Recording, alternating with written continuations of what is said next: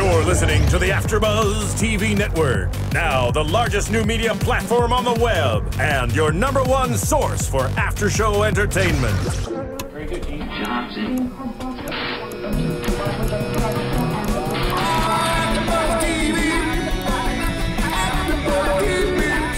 From the AFTERBUZZ Studios in Los Angeles, California, presented by Maria Menounos and streaming live thanks to Akamai Technologies, this is AFTERBUZZ TV's Crisis After Show. We'll break down tonight's episode and get you all the latest news and gossip. And now, another post-game wrap-up show for your favorite TV show. It's AFTERBUZZ TV's Crisis After Show.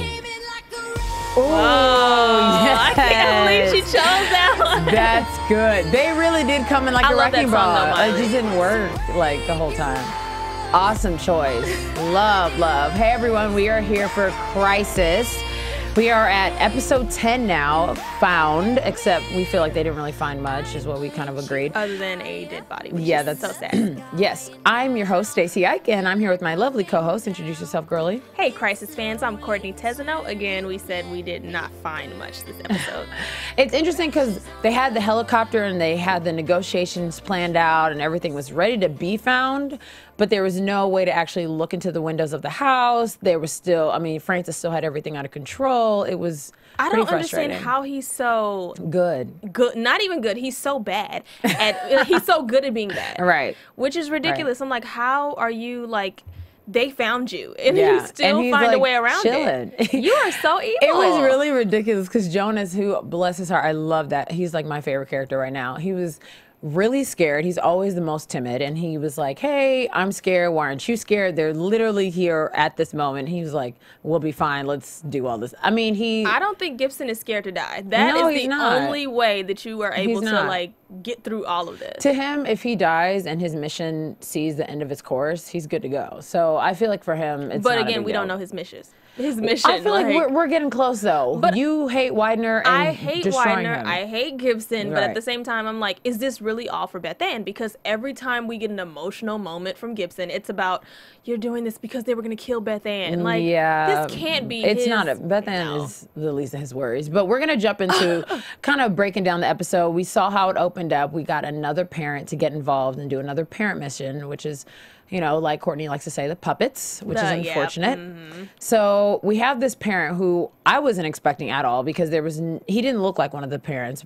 you know, for one. All the other ones we met him in a bar. Yeah, we have all the other ones have high-class jobs, and we know they're presidents or lawyers or this, that, and the third, but he was just a dude who just got out of prison. Not that that doesn't make him a bad parent, but obviously he's going to use that. So, but again, he's the most important parent, which confused me because at the end of the episode, we really didn't even get a chance to see like why he's being used because we don't know why he did time. Like we only know that he pretty much will do anything for his kid, which every parent has done so far. So it's like, what is this big thing that he's supposed to be doing? Well, I feel like with having the plastic bomb with him, obviously it's going to be something. I mean, he's explosive. Bottom line, he is the person. So is he like the suicidal parent? Like, that's crazy. It's very possible. I don't think we can put anything past Francis. Let's be real. This is the same guy who completely shot this kid in cold blood last episode just because his parent, you know, failed and was trying to save the rest of the world, but he wasn't feeling it. So I really feel like we can't put anything past him.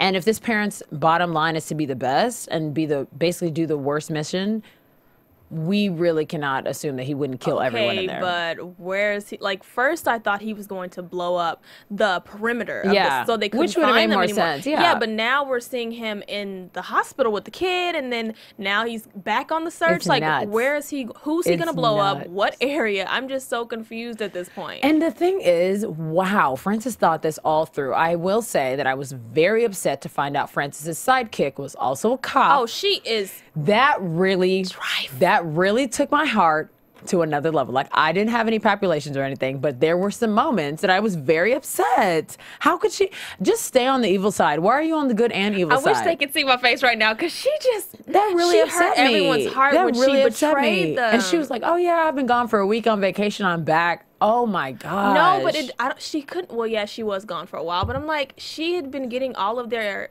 everything that they were doing, basically, she got all the information. Now we know how. Now we know how Gibson was able to know everything. Because it was weird. Like, how is he having? Because you don't work for the CIA anymore, which means that you don't have any more. But he could still get access because he knows people at the CIA. But the way that he was finding out all the FBI secrets always was like surprising me. Like, now we know. It's very frustrating because now that I know that she's involved, it's like, okay, well, now we really don't have. Like we have no safety net. She really is going back and forth, and you're always going to get caught. And what is her goal?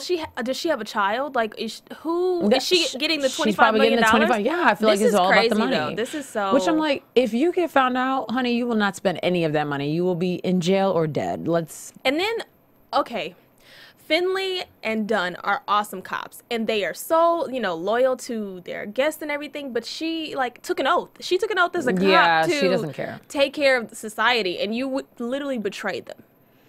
Yeah, she's not my favorite right now. I'm very upset. Okay, and you hate her more than Gibson at this point. I was really upset. You saw me. Oh, my gosh. I dropped my mouth, because I'm thinking, I hate her, but I don't hate her as much as I hate Francis, obviously, so now that I know that she's doing... You're right there with him. But we would love to know what you guys think. But before we do that, I would love for you guys to hear a message from our boss, Miss Maria Menounos. Hey guys, Maria Menounos here, and I want to share my newest book, The Every Girl's Guide to Diet and Fitness, with you. Basically, every woman always stops me and asks me how I lost 40 pounds. So I decided to put it all in one book. Everything I did to lose 40 pounds step by step, and how you can too, is in here. I did it with no time, no money, and no willpower, and now I'm going to show you how to do it too. You can pre-order it on Amazon, Barnes & Noble, Target, Walmart, wherever books are sold, and it's out June 3rd. So I hope you guys love it. I hope it helps you in your weight loss journey, and please, please tweet me and update me on your progress at Maria Menounos. Thanks. Okay, you guys, so you see the beautiful book with her beautiful body on the cover, so that means y'all need to get to work. June 3rd, you can go ahead and pick this copy up. It has amazing recipes. She looking cute on every page, food, all kinds of great stuff. Okay, I need to tweet Maria, because how did you do this with no time? She said no time, no money. No gym membership, Maria? Like, I need to read this book. Y'all need to get it June 3rd. This is how you make it work, okay? So pick it up. With that said, I feel like Maria would want us to jump right back into how pissed I am. But anyway. Okay, maybe not that. Maybe not that specifically, but I am upset. So let's move on to more parts of the parent mission. I think what was really crazy is how, like I said, how much he thought it out. When the parent ended up at the hospital or at the FBI, and he totally, just surprised tricked Dunn and Finley and got another parent involved. Or we don't even know if that's a parent. That was just another guy, another random stranger. That's so horrible. Like, horrible. This guy was literally on a mission doing his job, helping them, and then you switch it. You put him under the bus. Like, and the thing crazy. is, why would he just be sitting there in that kind of calm if he knew that he was going to get found out? Let's be real. He saw Agent Finley and Dunn. He probably would have been he was literally in his zone doing his work. I think that's so horrible. Yeah, it was pretty terrible. I'm on that level with you of pissed, because she did not have to do that. He was innocent. Yeah, there was no reason. Innocent. She was like, I don't like that guy. And just picked a person. Exactly. And then she literally looked to the side of her. Yeah. Trifling. But now I'm just like, okay, so he's going to take the blame for all of this. And obviously, Dunn and Finley they couldn't have, thought that it was any other picture. They think that the FBI system is just locked down. Exactly. They're not. And I was really hoping that by the time she got to her cell phone, it was like, it did a flip in front of her. I was hoping so. I was like, ooh, that would be really intense, but that would have given them a clue, like something just happened. But no, she got exactly what was sent to her, and that's that. So I'm really waiting. I mean, Agent Dunn looked very suspicious the whole time anyway, so it's not like I would put it past her to figure it out. She's going to figure it out, especially with Finley handling what he's handling right now. They're like two peas in a pod. They definitely have a connection, and I feel like doesn't matter how far they are from each other, they're going to figure out that obviously that's the wrong parent. So I just want to know. They have to. Yeah. When the bomb goes off and there's someone completely different that's gone. Not what I meant, but you're right. No, but when they find the dead body, that's when they'll know. Oh gosh, dead bodies. But I'm just scared. I really am scared that Finley is going to die from that bomb. Like, I don't want. I don't think he's gonna die. There's no way. They cannot. First of all, we don't know where this land. We don't. Calm down, please. Just saying, they can't kill it. There's no way, because I think what was really cool, and we can, I don't want to jump into Olson, but what I love is that even Olson was surprised by Finley's complete confidence in doing his, you know what I mean? Yeah. Just being and that's the type of police officer you want. Somebody that is willing to sacrifice himself. Everything. For these kids, because the whole point is to get these kids back. Yeah. We saw, you know, the sacrifice that the mom had to make, and I think it's so honorable that Finley is able to be like, okay, this is not about me. This is not about my safety. We're trying to save these children. Yeah, he was saying, doesn't matter what the reason is, 5 kids come out, and that's all I need. And I thought that was very, like I said, Olson's face alone was like, yeah, this serious? is, he was like, I didn't even train you like that. So, you know, like he was just very surprised, and I love that. So that means that Finley. I love that he doesn't have that rookie, like, he's not getting treated like a rookie anymore. Because that would have been like, okay, well, I'm not saying I don't love the kids.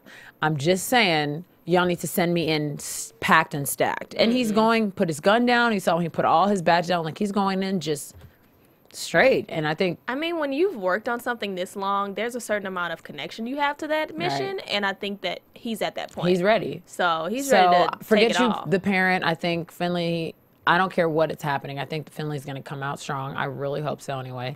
And, let's hope. You know, hopefully the parent just gets found out even before he gets to finish his mission. I really hope that's the case, because if it's in between the mission, it won't matter because everyone will be dead. Okay, but we thought last week that kid would not die. And I know. We were, that was so tragic. That was tragic. And can I say, if you're going to take pictures of a kid and their dead body, do not put on the news. I think that was very disturbing. Very unethical. And very unethical. As a journalist. No, we are journalists and we understand that that is not how you would do it. So I'm just saying that was a little much for me to handle. Stacy. I had a moment. I'm sorry. I just had to say that. I just think that was very And they showed it multiple times. Yeah. That's not the way. I mean, I get that they were trying to help the story flow, you know. Blur it out. Blur it out. Exactly. You can use Final Cut. Come on, people. But that's, look, I'm just saying. That let's would be move motion. on. But anyway. Okay. So we're going to move on to the different, to me, my favorite 4 people in this episode.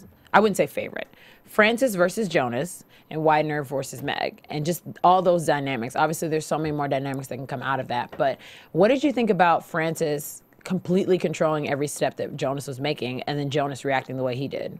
I'm not surprised. Yeah. Because Jonas, you know, he basically, I don't know, like Gibson is basically his way not to get killed. Right. So if you are thinking the whole time, like, I'm going to get killed, I'm either going to go to jail, if I stick with this person, I'll be fine. I'm thinking that he pretty much controls Jonas at this point, and Jonas is going to do whatever to stay alive. Right. So I'm not surprised at all that he had so much power over him. Yeah.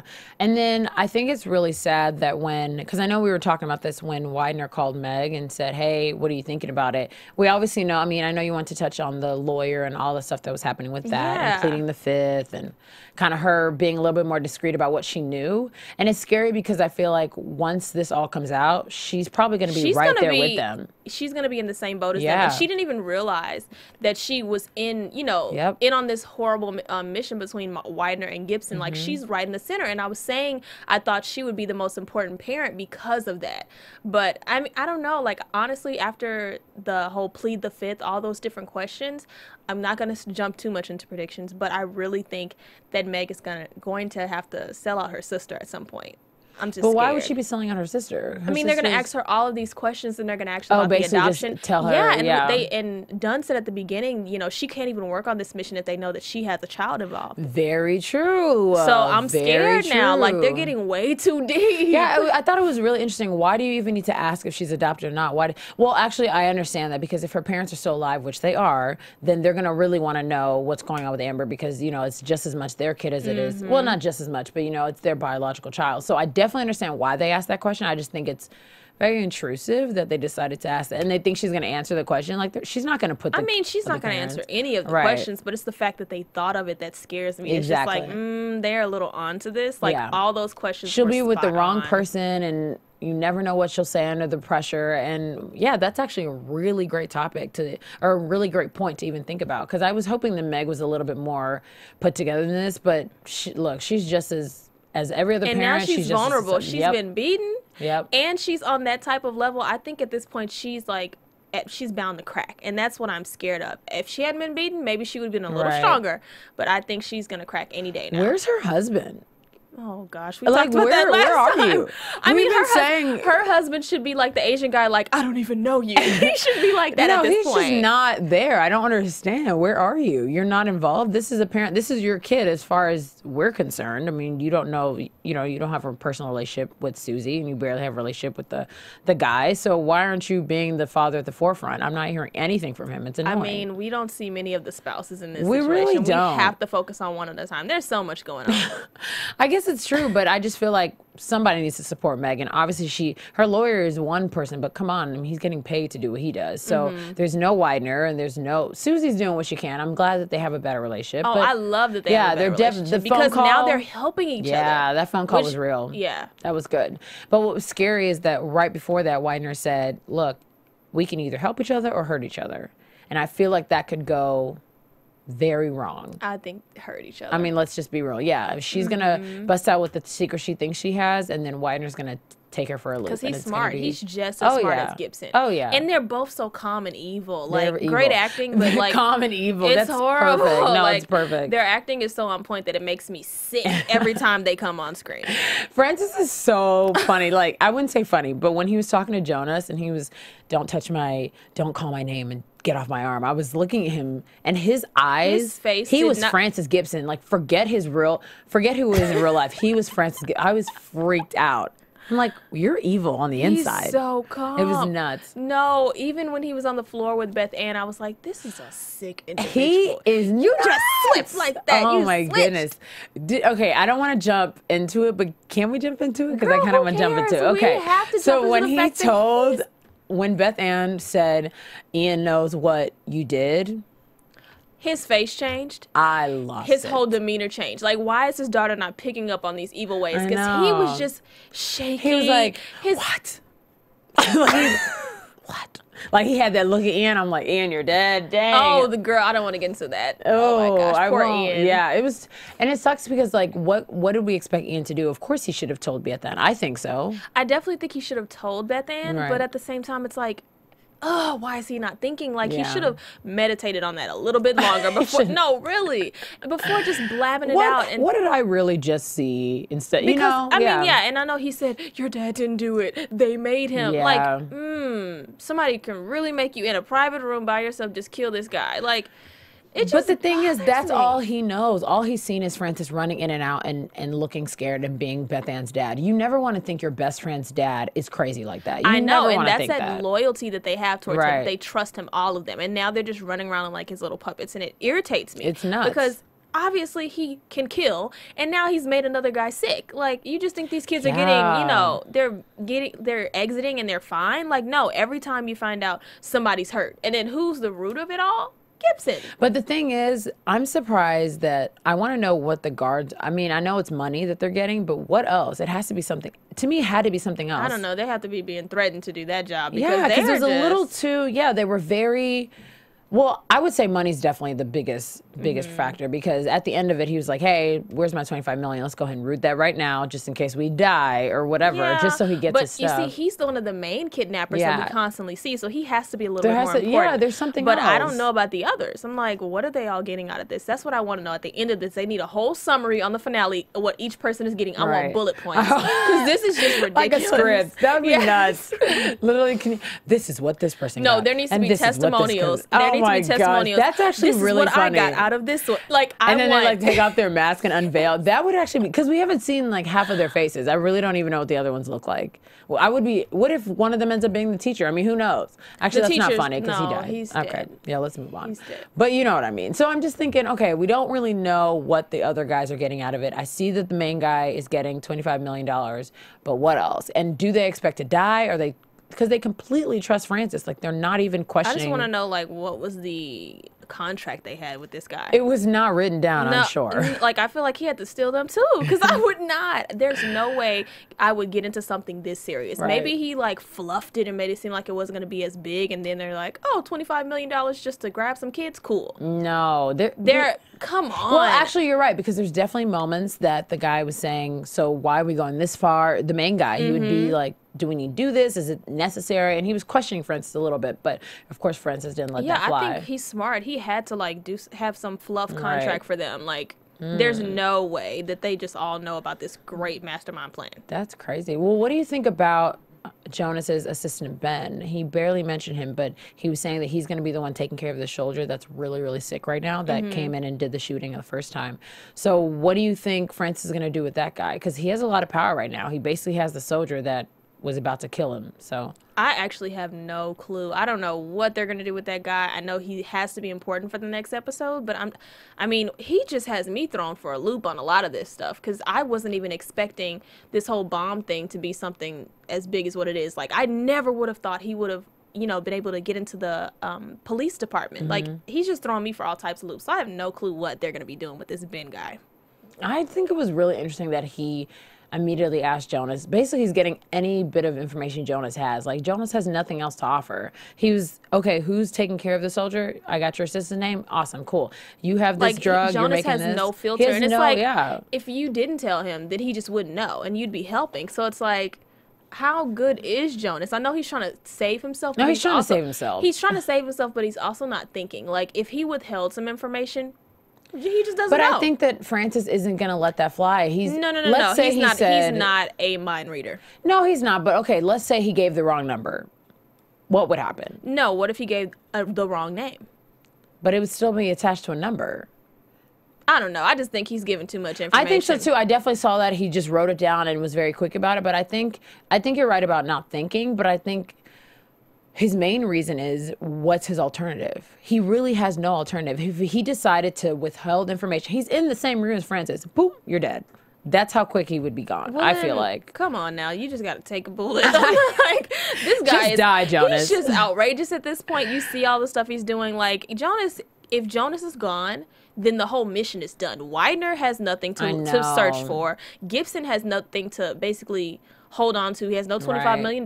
Jonas needs to just sacrifice himself. No, he can't. Why would you say that? That's actually not funny. I love Jonas. No. I love Jonas, but at the same time, I'm like, come on. If he withheld a little bit of information, shot to the leg. Like, I just wish he had a backup plan. That's the thing. Like, there was no Meg and there was nobody to save him. And that's the thing. I feel like Jonas is really in it by himself. Yeah, he's completely being used. And that's why he has no filter, because he has no one. He has nothing to gain, nothing to lose. Well, everything to lose, but nothing to gain at this point. It's not like at the end of it, if he tells Francis the wrong thing, he's going to run out and Meg and him are going to be together. There's nothing. There's no one for him. So it's really sad to see, because Jonas is going through it alone. He's just doing so much, though. Like, he is. That's so much. He's giving up everything. You literally made that drug for him just because. I think he feels like he has nothing else to live for. Exactly. His lover, he doesn't even know that Meg has any feeling for him. So, like, the person he would be wanting to live for is just like, screw you, you're turned in.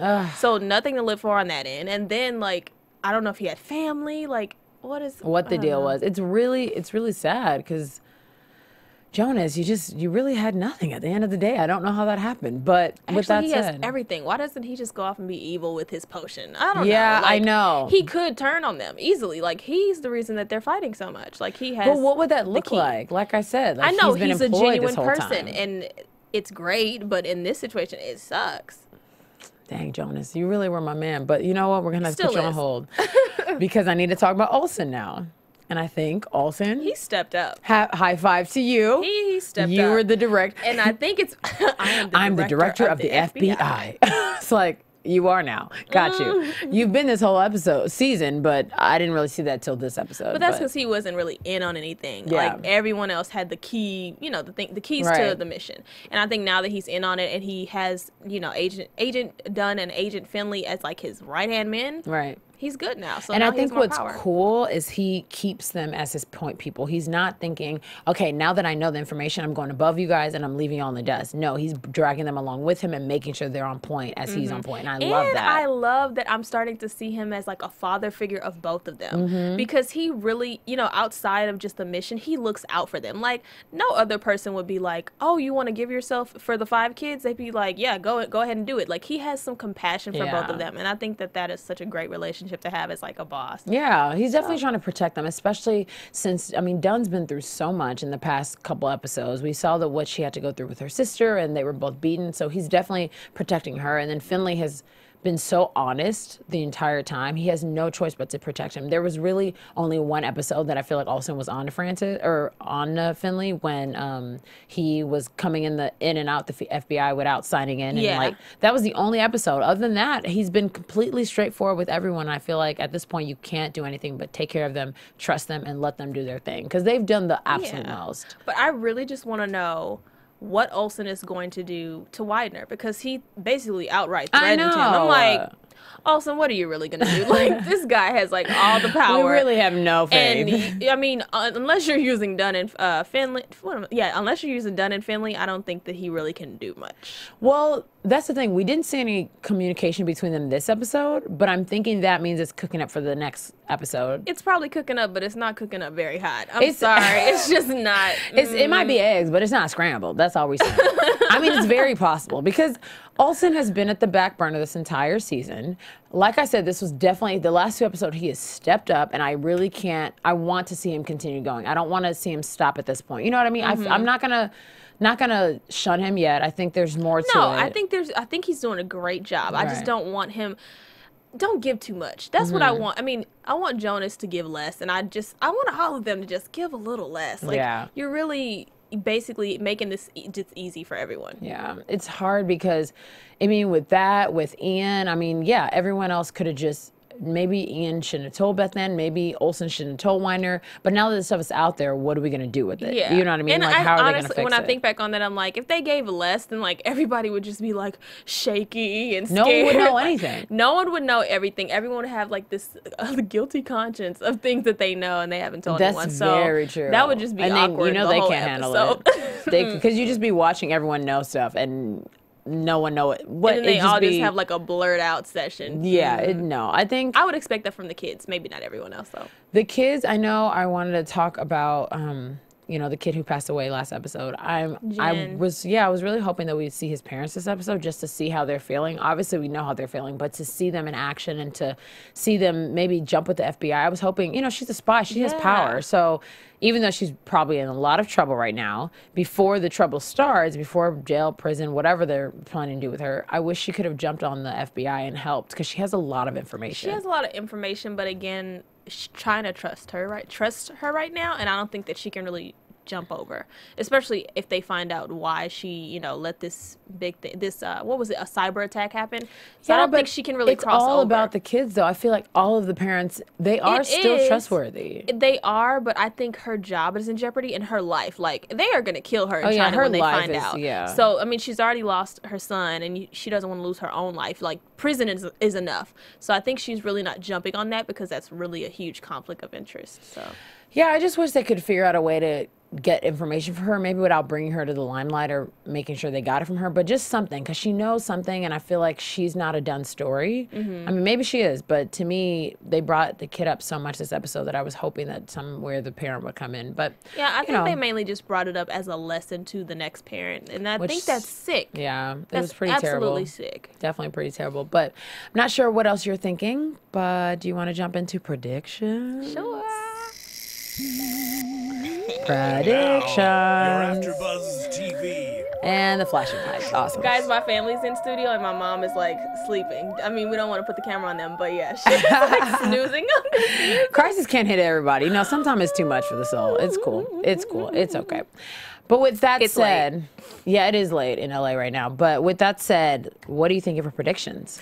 Okay, so I have written down Buddy is going to kill either the sick boy, I can't remember his name, or Finley, which is scaring me. I'm like, I don't want either of them to die because, one, we don't want children to die. No more children, please. Yeah. And then Finley, he's such a key part of this mission. I think I would probably cry if we killed Lance. Right. Not just because you're Finley, but because you're Lance. So I'm predicting that, and then I'm thinking, like I said before, I think Meg is going to have to give up a little bit more information than, you know, the questions that her lawyer asked her. I think she's gonna have to give up more information. So telling who the parent of Amber really is, which is Dunn. And then it's got to come out. That's great. I know, yeah. and I think it's gonna be more so she gives up the name in order for Amber to return. So it's gonna be one of those sticky situations. I'm thinking that's what's gonna happen, and then I'm scared that Ian's not gonna make it through this injection. I'm scared it's either he's gonna die from that bomb or he's gonna die from what's happening in his body right now. Ian? Yeah. No. Ian's gonna die because he told. Right. Girl, I'm yeah. I was like, Ian's definitely gonna die, but not. Ian's gonna die because he told, or he's gonna be suffering or like strangled somewhere. I don't know. Like they're gonna torture this kid. Yeah. Because he's just giving too much information, and it's getting closer and closer to letting Gibson be found out, and like that's the last thing he wants Beth Ann to know. Especially at this moment. Okay, so I can definitely agree with Meg. I think she definitely is gonna have to give up some information, and it would make a lot of sense if she ends up having to give up Agent Dunn, which I think Agent Dunn won't be too upset. Actually, I lied. She's gonna be really upset. Yeah, because then like she's not gonna have a job anymore. But it's not gonna be her. I feel like it'll be forced out of her. So I think that Agent Dunn will still have to support the situation. I mean, they're sisters right now. They're getting to the point that I can trust their relationship. And so I feel like whatever happens, they're still going to stand strong. At least that's what I hope. And then I'm also thinking that, yes, Ian's definitely going to be tortured. But I'm thinking the kid that they injected, which I don't remember his name, but the guy who ends up being sick, I think he's actually going to kill more people than we expect. I don't think he's going to get killed. I think he's going to, like, because Francis said when he injected it, if you work hard enough, you'll make it. And I think when it all works together, he's going to, like, lose his mind and start shooting people. Yeah, he may start shooting people, and then it may be an overdose of stuff, and then he dies. That's what I'm thinking. So I'm so with you on that. I'm scared to see him like shooting, and it's a huge massacre from a kid. But I think at the end, I don't know. I don't think his body's gonna function well because that was more than any other soldier had. I know, that's very true. And he's not trained. Okay, I took my deep breath, you guys. That means that we are signing off soon. So make sure you check us out on YouTube. Give us 5 stars, subscribe, comment. You gotta let us know what you thought about this episode. We're not coming back for the next 2 weeks, so you have 2 weeks to, Michael B, you have to give us a song. If we can't count on you, we're gonna have a problem. But that's my God. Okay, let's be. He's been so sweet though. But no, really. You're a great guy, obviously. But you got 2 weeks to come up with a new song. 2 weeks for a song. Yes. So with that said, you guys definitely have to tweet us. Let us know what you're thinking. We would love to hear your comments. Use the hashtag NBC Crisis. You can find me on Instagram and Twitter at OneTakeStace. And where can they find you?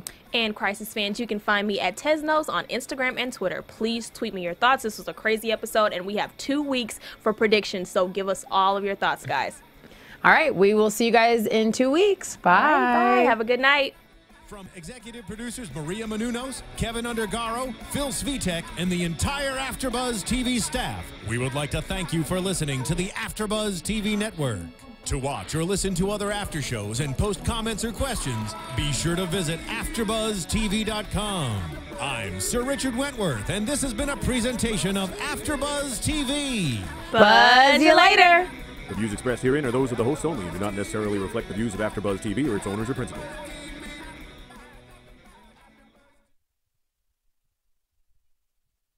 Thank you for watching AfterBuzz TV on YouTube. For more of your favorite after shows and interviews, subscribe to our channel here, and be sure to share your opinion on the episode in the comment section below here. We'd love to see what you guys are buzzing about. Thanks again. Buzz you later.